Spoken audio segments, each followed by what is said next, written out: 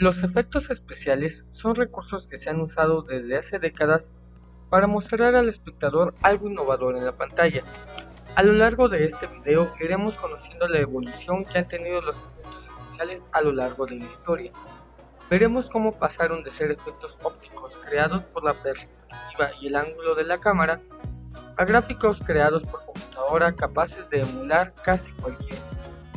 Pasaremos por las técnicas usadas para darle sonido a una película, por la importancia que han tenido los efectos prácticos o mecánicos.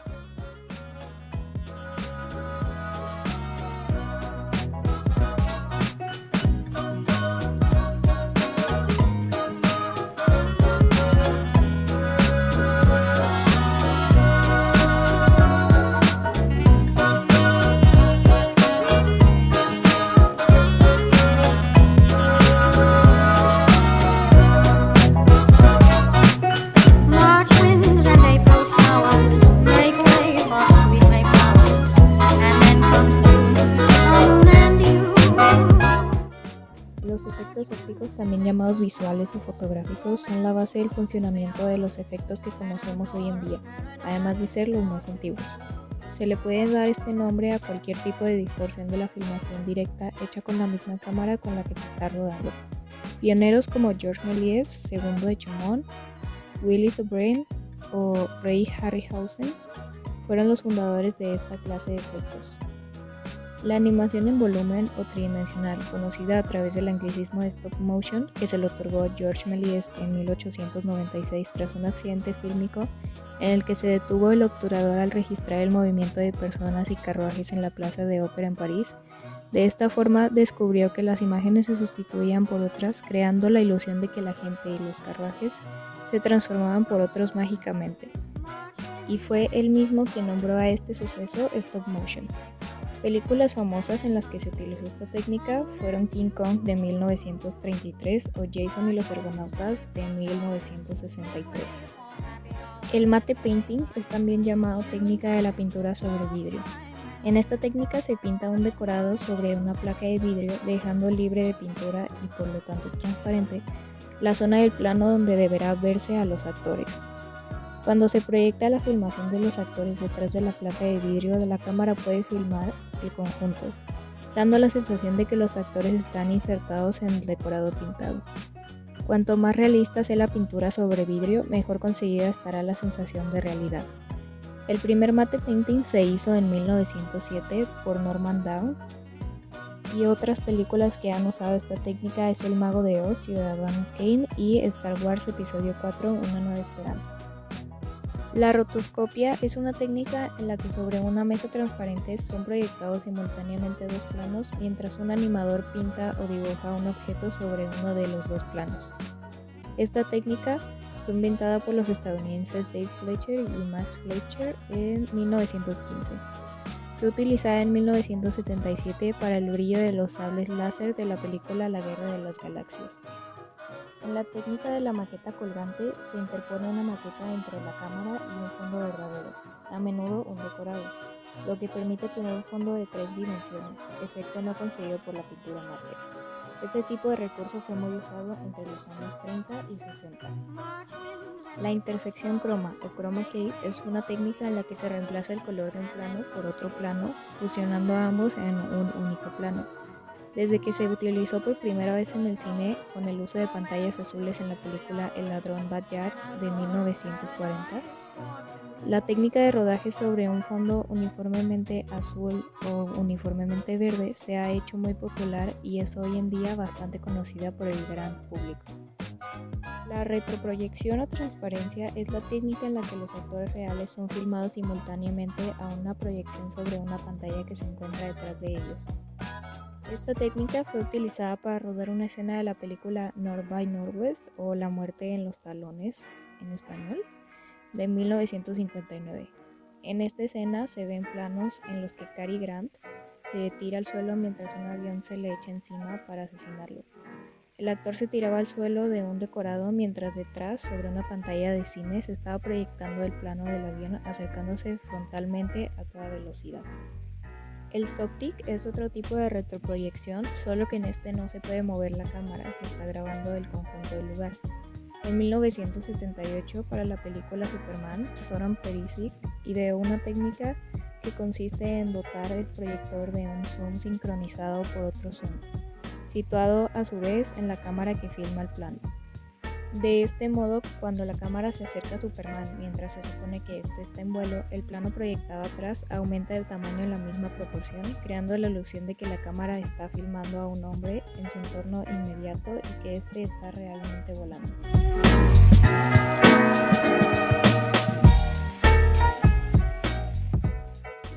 El sonido no acompañó al cine desde sus inicios, ya que en las primeras décadas del siglo XX los gestos de los actores, la música en vivo y unos cuantos carteles que aclaraban el contexto del filme eran suficientes para disfrutar de este medio de entretenimiento.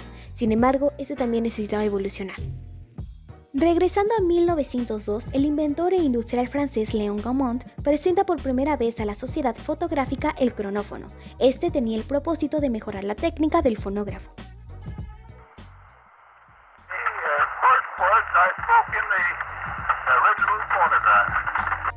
Fue así que en marzo de 1911 el cronófono comenzó a utilizarse en el teatro homónimo a su creador, el Gaumont Palace. Durante los años siguientes, este establecimiento presentaba en cada programa una película hablada o cantada. En 1905 se llevó a cabo la investigación que le daría solución a la grabación de sonido en las películas, cuya autoría le pertenece al inventor francés Henri Joly y el fotógrafo Georges Mandel. En 1921 surgieron las primeras innovaciones respecto al sonido. El fotokinema logró proyectar películas con música y sonido de ambiente sin necesidad de ser interpretadas en ese momento. La primera película que usó este artefacto fue La calle de los sueños de D.W. Griffith.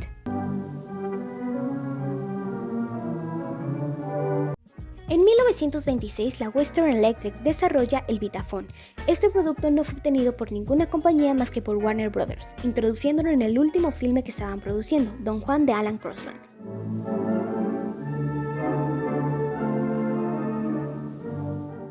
Siendo justamente esta cinta que salva a la productora de la bancarrota y le da el presupuesto necesario para realizar el primer largometraje sonoro llamado El cantor de jazz, hecho por el mismo director en 1927. Siguiendo en 1926, surgió el sistema Fox Moviton, desarrollado por la compañía General Electric. La Moviton permitió la sincronización precisa entre las imágenes y el audio. Este artefacto se utilizó por primera vez en la película El precio de la gloria de Raoul Walsh y Edmund Lowe.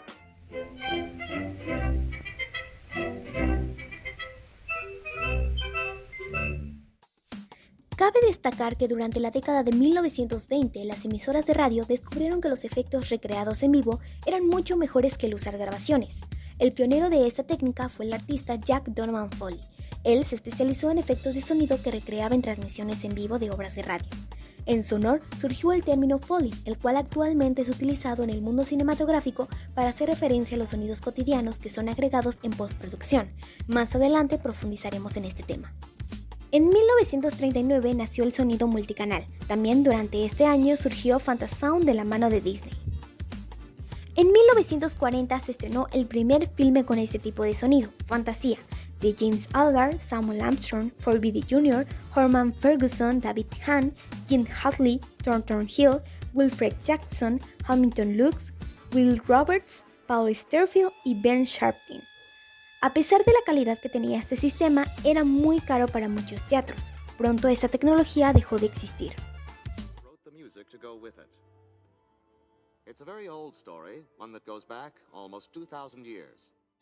1952 llegó al público el sistema Cinerama. Este se presentó en el documental This is Cinerama de Merian C. Cooper. And television up to the present, even more confined. But the pictures you are now going to see. Un año más tarde, 20th Century Fox innova con la exhibición The Rob de Henry Koster. Este filme utilizaba el nuevo CinemaScope, el cual es considerado como el primer Stereo Surround. En 1975 nació la tecnología Dolby Stereo, siendo gracias a este avance que se logró resolver la dificultad a la hora de integrar las pistas de sonido en el rollo de la película. 3 años después, en 1978, los trabajadores de Dolby lograron lanzar el Dolby Stereo de 70 mm, el cual ofrece un sonido envolvente 5.1. Este fue utilizado en las películas Superman de Richard Donner en 1978 y Apocalypse Now de Francis Ford Coppola en 1979. Para terminar, en 1993 Sony creó el último sistema de sonorización para cine, el SDDS. Volviendo a retomar el Foley, todos los sonidos que escuchas en el cine o en las series, como los pasos en la nieve o huesos rotos, son creados a partir de la creatividad, el oído y accesorios físicos. Este tipo de arte suele utilizarse para resaltar el audio de un material que no ha podido ser grabado de manera adecuada o posee muy poca calidad, además de que es preferible evitar sonidos pregrabados para poder mantener el realismo de la producción. Los artistas de Foley suelen utilizar una gran variedad de objetos y props para lograr los sonidos requeridos, y a pesar de que existen ciertas técnicas para recrear sonidos específicos, es considerado un arte experimental, ya que cada escena requiere de una intensidad, ritmo y dimensión sonora distinta. Originalmente, las personas dedicadas a esta técnica grababan todos los sonidos en una sola toma, proyectando la película en una pantalla grande y cronometrando cada efecto de sonido a medida que sucedía. Ahora, gracias a la tecnología actual y la edición de películas moderna, permite grabar sonidos individuales y hacer una toma de cada uno, para después ser mejorados con el software de edición de sonido.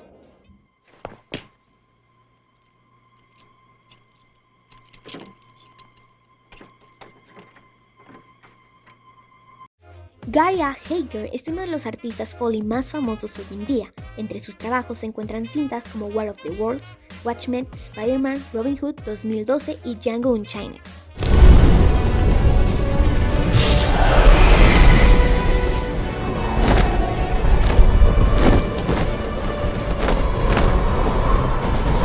En lo que respecta a México, este tipo de arte aún no ha sido explotado, ya que la mayoría de estudios ven más conveniente utilizar efectos pregrabados. A pesar de ello, Gonzalo Gávira es conocido como un legendario sonidista mexicano.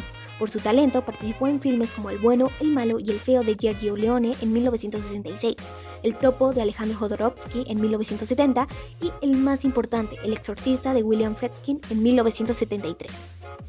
Este último filme fue ganador de 2 premios Oscar, uno por mejor guión adaptado y el otro en la categoría de sonido. Entre los efectos más conocidos se encuentra el que se reproduce cuando la cabeza de la niña gira 360 grados, el cual fue creado al exprimir una cartera de piel con tarjetas de crédito en su interior. The Holy Cross of our Lord Jesus Christ, who lives and reigns with the Father and the Holy Spirit. Damien! Amen. God, defender of the human race!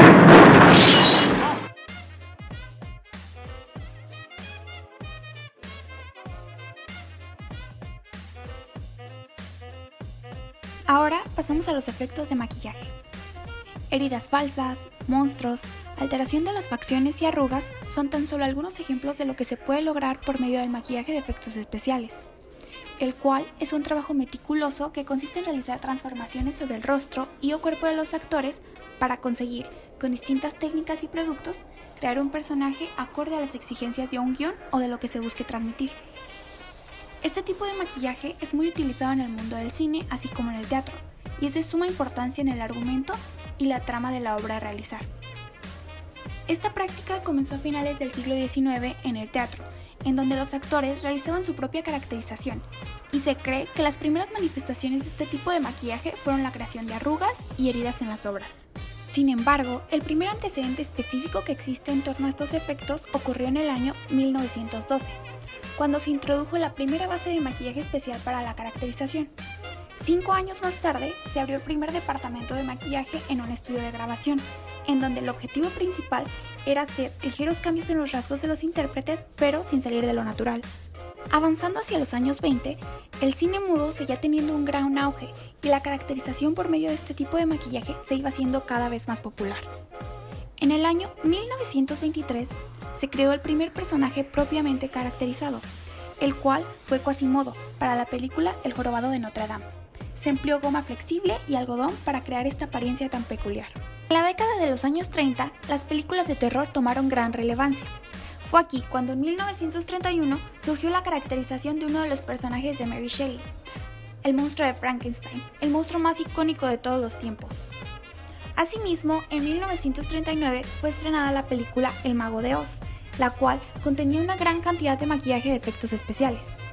Desafortunadamente, la caracterización de algunos personajes resultó nociva para la salud de los actores debido a la falta de productos destinados a este fin.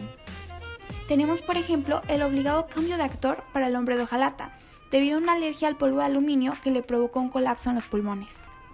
Por otro lado, tenemos la bruja malvada, quien llevaba un maquillaje tóxico en el rostro, sin contar que su cara permaneció verde durante semanas, aún terminada la producción.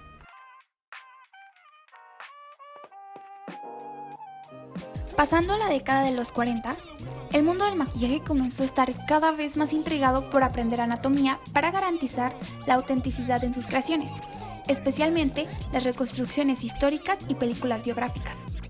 En 1941, Maurice Sederman creó 37 diseños de envejecimiento para el actor Orson Welles en la película Ciudadano Kane, utilizando así sus estudios anatómicos.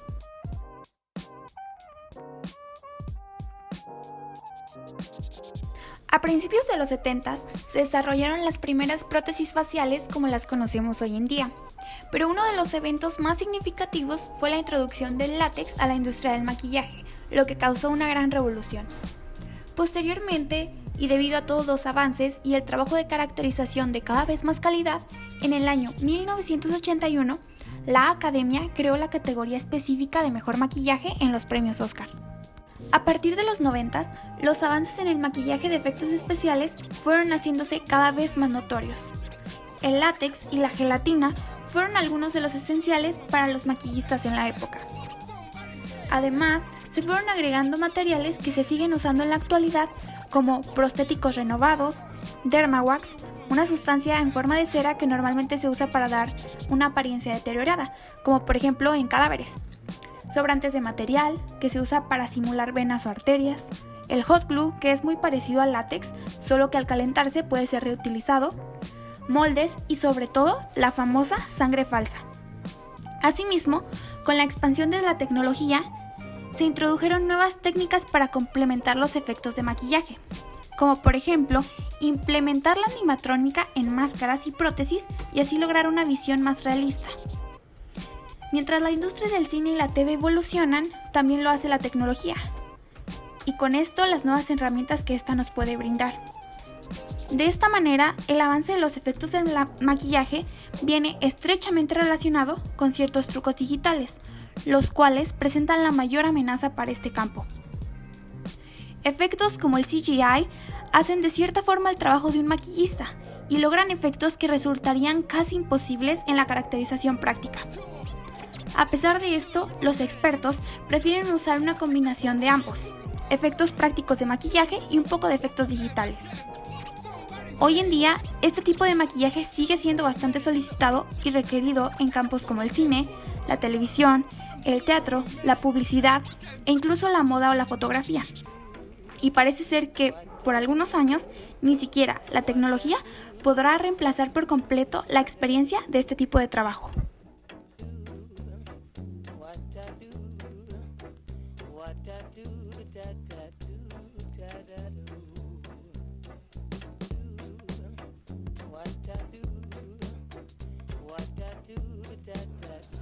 Los efectos mecánicos se pueden asociar al inicio del cine, pues desde que este inició se han usado en muchas formas distintas, tanto como la lluvia, maquetas, explosiones, entre otras diversas cosas. Esto es, por ejemplo, cómo se hace la lluvia en las películas. Dos o más aspersores se colocan por encima del set y comienzan a rociar agua sobre la escena, aparentando la dichosa lluvia. Cabe recalcar que no solo se usan factores externos para lograr estos efectos, muchas veces se logran con efectos y ángulos de las mismas cámaras, aunque estos generalmente llegan a ser considerados efectos visuales.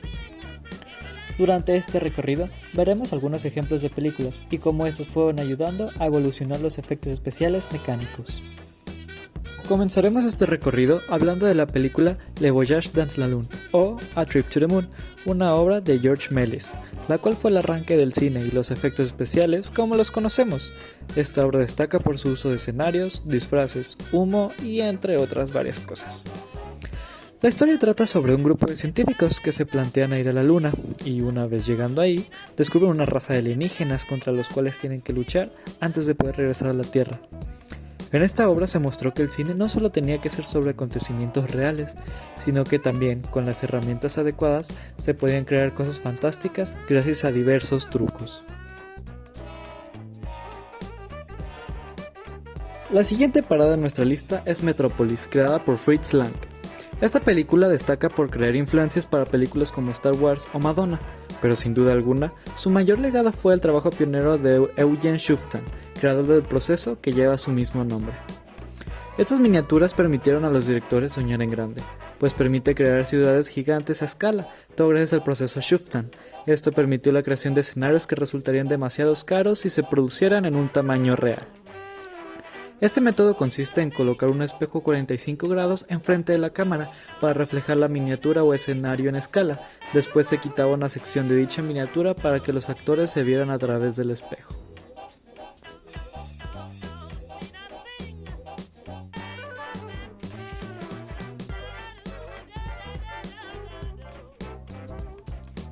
Seguiremos nuestro recorrido con El Mago de Oz.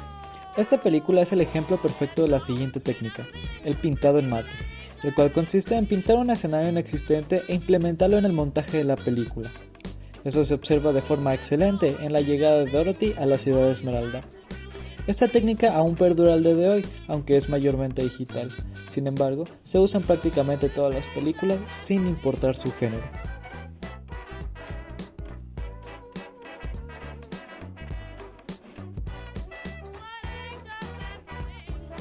En 1963 se estrenó la película Jason y los Argonautas, y en esta hizo aparición la siguiente técnica de la cual hablaremos, el stop motion.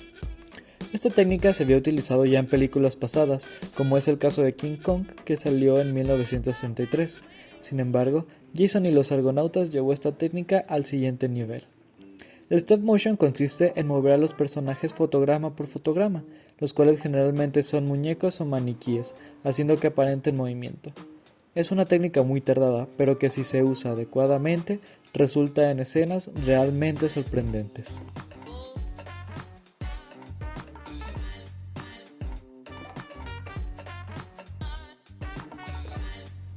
En 1975 se realizó una de las cosas más revolucionarias, innovadoras y creativas que se habían visto hasta ese momento.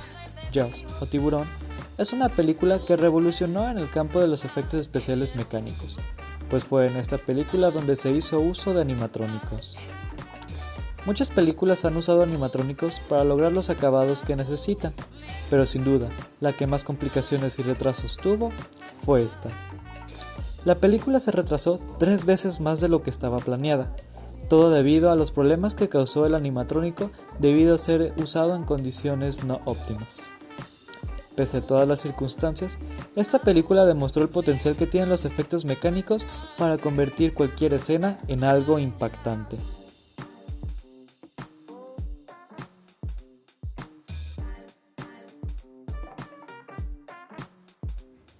Después del éxito que resultó ser Jaws, el trabajo con animatrónicos creció de forma innovadora. Uno de estos casos es el de Parque Jurásico, que junto con el CGI, el uso de animatrónicos y disfraces, lograron atraer al público de una forma total, logrando escenas inmersivas e impactantes. Tal es el caso de la escena de los raptores en la cocina, que en realidad era un hombre disfrazado.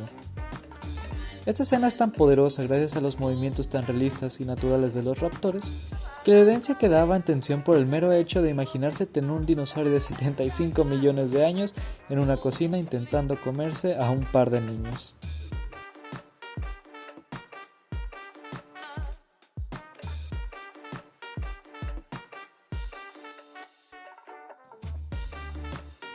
Como cualquier cosa en esta vida, todo tiene un final.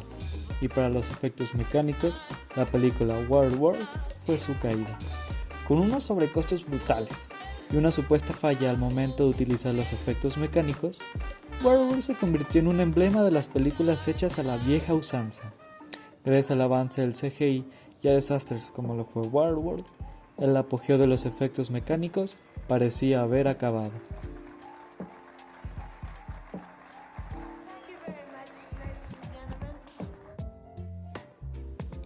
Todo parecía oscuro para los efectos prácticos, pero gracias a esta trilogía volverían a la vida y con más fuerza que nunca.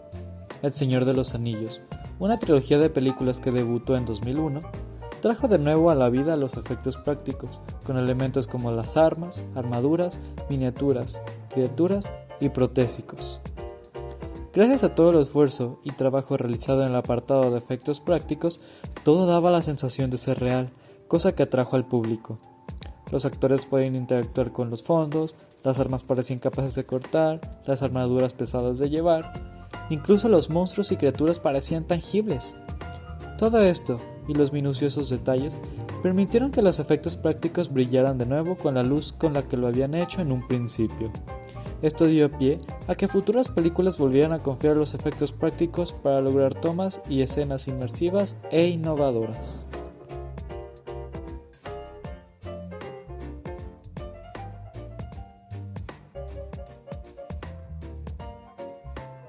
Los orígenes de los efectos digitales se remontan a la década de los años 60, con la creación de los primeros grafismos, imágenes y dibujos con ordenador a partir de trazados. El primer ordenador que permitía el diseño gráfico, el cual funcionaba a través de un tubo de rayos catódicos, permitía dibujar puntos y líneas de un único color. A principios de la década de los años 60 llegó el primer ordenador llamado Spacewar, creado por diversos estudiantes del MIT. Posteriormente llegó Sketchpad, creado por la misma institución, que era un sistema que permitía dibujar encima de la pantalla con un lápiz luminoso y posteriormente editar las imágenes obtenidas con el teclado. Al mismo año, en 1963, surgió el que se considera la primera animación creada íntegramente por ordenador a través de vectores.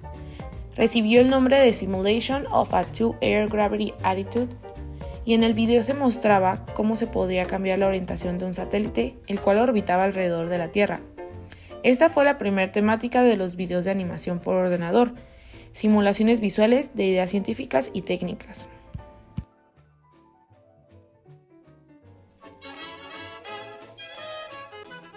La década de 1970 supuso un desarrollo en la animación 3D por ordenador, tanto que contribuyó a la popularización de estos gráficos en forma de videojuegos. Programadores informáticos, conjuntamente con artistas, desarrollaron procesadores de manipulación de la imagen electrónica, como el sintetizador Pike-Up, el cual permitió la síntesis entre el video y el ordenador. Fue en esta misma época en Europa cuando tanto diseñadores gráficos como cineastas se interesaron por esta técnica, a partir de programas como Picasso o Scanimate. Pudieron focalizarse en el diseño y movimiento de los objetos, así como la integración de las imágenes generadas por ordenador con otros medios. Las primeras producciones comerciales llegaron de la mano de la empresa Denver's Computer Image Corporation, con su programa Scanimate, capaz de producir animaciones en 2D y animación de personajes o gráficos, y efectos especiales para anuncios publicitarios de televisión y cinema. Estos programas funcionaban a partir de imágenes en blanco y negro de ilustraciones escaneadas en el ordenador, mediante videocámaras modificadas, las cuales posteriormente se podían manipular, modificar y colorear. En dicha época, en el campo de los gráficos en 3D generados por ordenador, destacó la Universidad de Utah, donde el alumno Henry Goldratt creó el método de sombrado interpolatorio, en el que, a diferencia del sombrado constante o plano, el cálculo del color se realizaba en los vértices del polígono y generaba un aumento de la calidad muy grande. No obstante, 2 años antes, en el 1972, se creó la división de software Centavision a cargo de Mathematical Applications Group. Estos programas eran revolucionarios y permitían combinar formas simples con esferas, cilindros o poliedros, a través de operaciones de geometría combinatoria como unión, intersección y diferencia, cosa que permitía modelar objetos complejos.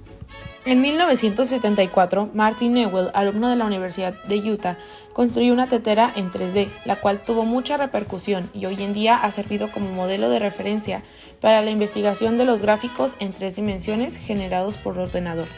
En el año 1976, James F. Blinn desarrolló el método de simulación de reflexiones llamado Environment Mapping, el cual consistía en situar una cámara en el centro de un objeto reflectivo y hacer 6 imágenes, una hacia arriba, una hacia abajo, hacia la izquierda, hacia la derecha, hacia adelante y hacia atrás.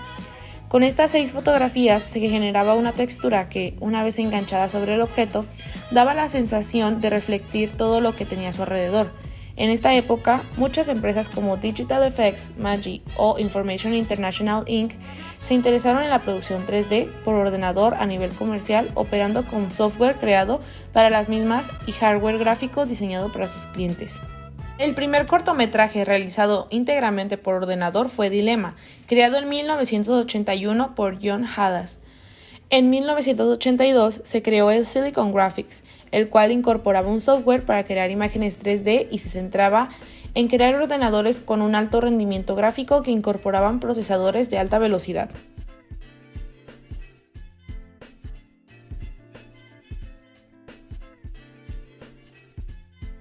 En paralelo a estas invenciones, en el mundo de los videojuegos y el cinema llegaba Lucasfilm Ltd. de George Lucas, el cual firmó con Atari la creación de un videojuego. Fue la primera invención que se realizaba entre un estudio de cinema y una empresa de videojuegos. Actualmente, el departamento de videojuegos de Lucasfilm Ltd. es llamado LucasArts. Lucasfilm Ltd. creó una división encargada de los efectos especiales de los filmes, llamada Industrial Light and Magic, la cual posteriormente se separaría y llegaría a Pixar en 1986, donde se dedicarían a estudiar el potencial de los gráficos generados por ordenador. Pixar en 1988 desarrolló RenderMan, el cual consistía en un conjunto de herramientas de renderización que incluye un lenguaje de sombreado, Shading Language, y un renderizador. Esta herramienta describe todo lo que el ordenador necesita saber antes de hacer la renderización de la escena en 3 dimensiones, los objetos, las cámaras, los efectos atmosféricos, las fuentes de luz, etc.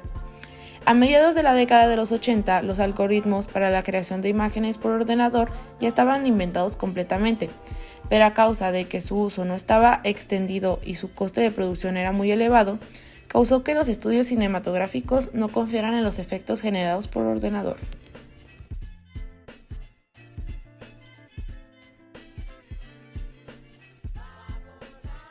En la década de los 90 llegó el Video Toaster, que ofrecía herramientas esenciales para la producción de videos de alta calidad, como efectos digitales de video a tiempo real, generador de caracteres, digitalización de imágenes en tiempo real, sistema de videopintura, gráficos 3D y animación. En 1995 llega el primer film de animación hecho íntegramente con ordenador, Toy Story de Pixar Animation Studios y The Walt Disney Company.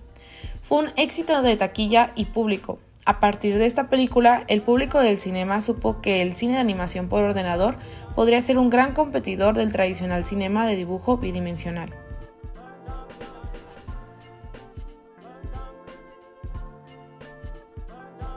Con la llegada del siglo XXI es difícil hablar de innovaciones, ya que son numerosas y cada año aparecen nuevas tanto en el mundo de la informática como en el mundo audiovisual. Pese a esto, el cinema digital en formato HD, High Definition, continúa su crecimiento. Actualmente la producción de filmes de carácter digital es tan grande que ha provocado el cierre de grupos de efectos visuales de la compañía Walt Disney Company.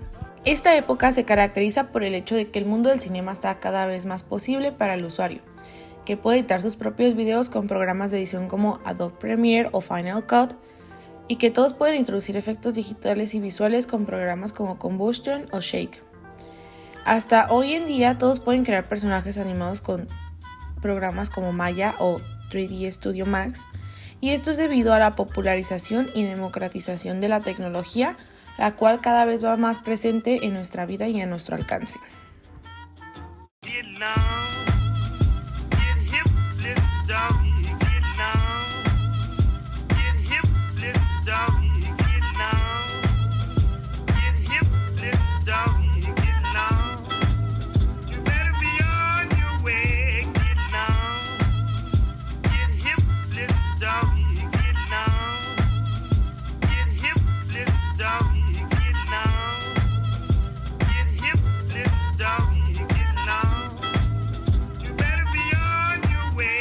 Come on,